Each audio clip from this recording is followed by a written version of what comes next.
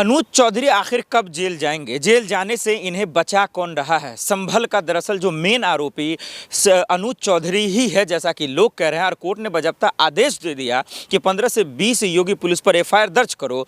उसके बावजूद एफआईआर दर्ज न होना, इनका जेल न जाना, इनकी गिरफ्तारियां नहीं होनी, ये बताती है कि योगी पुलिस मनमानी कर रही है। ये बताता है कि उन्हें संविधान का डर नहीं है। ये बताता है कि योगी पुलिस को अदालत से डर नहीं लगता। ये बताता है कि अनुज चौधरी को बचाने के पीछे कितने चक्रव्यूह रचे गए हैं। और यही वजह है कि संभल के एसपी साहब कह रहे हैं कि हम कोर्ट जाएंगे, उससे भी ऊपर जाएंगे और इस चीज़ को चुनौती देंगे। ये कितना बड़ा सवाल है, आप अंदाज़ा लगा सकते हैं कि किसी का बेटा मारा गया है, उनको गोलियों से मारा गया है, और उसके बावजूद जब आदेश आता है कोर्ट का, तब ये भाई हंस रहे हैं और ये छाती पीट रहे हैं कि भाई हम तो बच ही जाएंगे। ये ऐसे ऐसे दाव पेच खेलेंगे कानूनी प्रक्रिया जिसमें आम लोग पिसकर मर जाएंगे, उसको न्याय नहीं मिलेगा।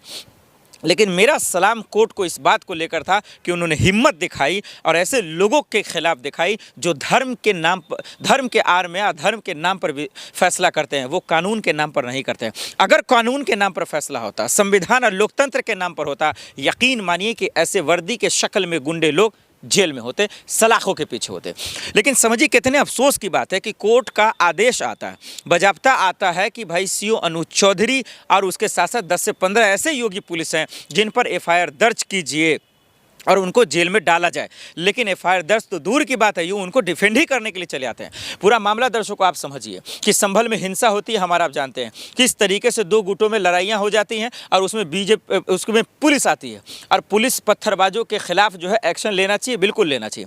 लेकिन उसके बाद जो गोलियाँ चलती है, अब गोलियाँ अपने बचाव में चली या गोलियां जो है दरअसल अपने आत्म को संतुष्टि करने के लिए चली या बदले के आगे में चली, ये तो कोर्ट ही फैसला करेगा ना। ये तो अनुज चौधरी नहीं करेंगे ना। और उसका जवाब देने के लिए जब एफआईआर दर्ज होगा, जब जांच होगी, तो उसके बाद ही पता चलेगा ना कि इसकी मंशा क्या थी।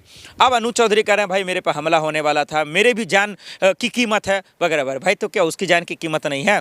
क्या जो पत्थरबाज गुंडे थे, क्या उसको बचाया आपने और बाकी जो मासूम थे उसको गोली चला दी? ये भी तो हो सकता है और यही होता ही है। आप पे कैसे भरोसा करें? आपने बहुत सारे ऐसे दंगे हुए हैं जहां पे बेकसूर को ही फंसाया जाता है और जो कसूरवार होता है उसको बचा लिया जाता है। तो ये बात के लिए ही जो है इस पर एक्शन होना था।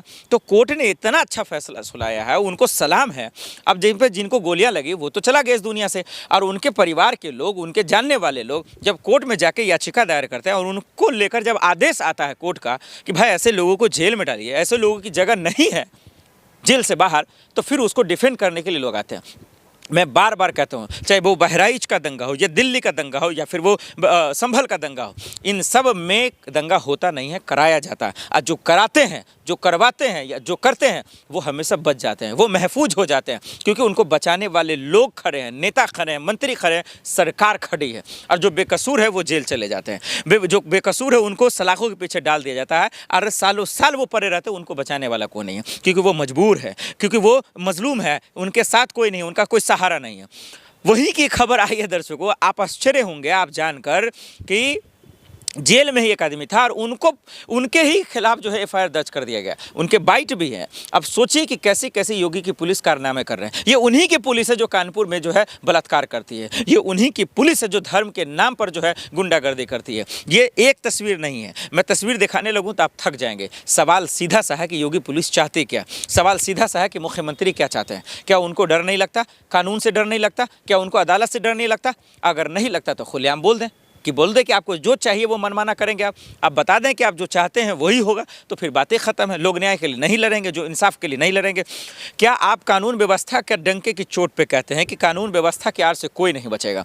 फिर वो आखिर अनुज चौधरी क्यों बचा हुआ? अरे छोड़ दीजिए, कोई आम आदमी नहीं बोल रहा, कोई समाज नहीं बोल रहा, कोई संगठन नहीं बोल रहा, ये तो अदालत कह रही है, ये तो कोर्ट के आदेश हैं। और कोर्ट के आदेश में साफ साफ है कि एफआईआर दर्ज करो, मुकदमा करो। इसके बावजूद आप डिफेंड कर रहे हैं। अब भाई मुझे मालूम है कि कानून के जानकार आपके पास हैं, पावर आपके पास है, मंत्री आपके पास है, नेता आपके पास है, सोर्स आपके पास है, पैसा आपके पास है, तो आप तो बचा ही लेंगे। लेकिन उन बेकसूरों का क्या, उन मासूमों का क्या, जिनके घर से परिवार चले गए, जिनका घर उजड़ गया, क्या उनके लिए कुछ है? आपने सोचा है? अरे कम से कम कोर्ट की मर्यादा रख लीजिए। मैं आपको एक एग्जाम्पल देता हूँ और आप समझ जाएंगे कि दरअसल क्या तमाशा चल रहा है। आप समझ जाएंगे कि यही योगी पुलिस है